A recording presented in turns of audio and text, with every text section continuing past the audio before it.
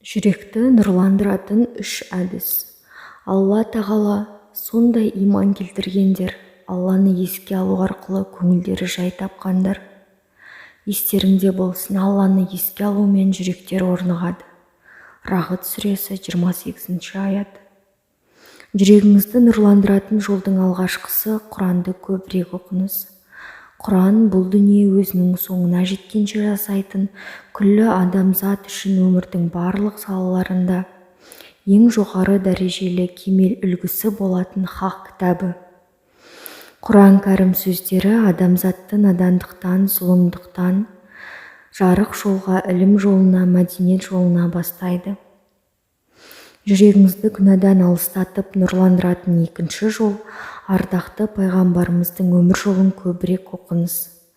Мұхаммед пайғамбардың өмірбаянын оқу арқылы дініңіз туралы сұрақтарға жауап алып, тұрақтылығыңыз артпақ, иманыңыз кемелденбек.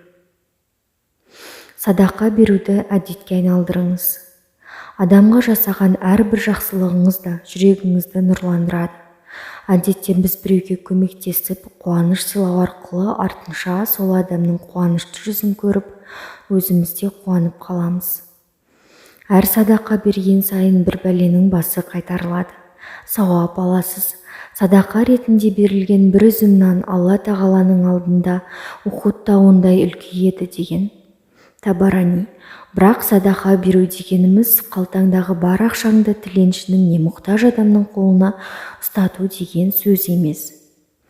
Әрбір жақсылық садақа. Тирмизи. Жақсы сөз садақа. Ахмед. Жылы жүзбен сәлем беру садақа. Байхақи. Дін бауырына жылы жүзділік таныту садақа. Тирмизи. Біреуге жақсы нәрселерді үйрету, жамандықтан тыю, сұрағанға жол көрсету, көшедегі зиянды нәрселерді тазалау садақа болады. Тирмизи. Біреуге жақсылық жасау арқылы да сіз жүрегіңізді нұрға бөлей аласыз.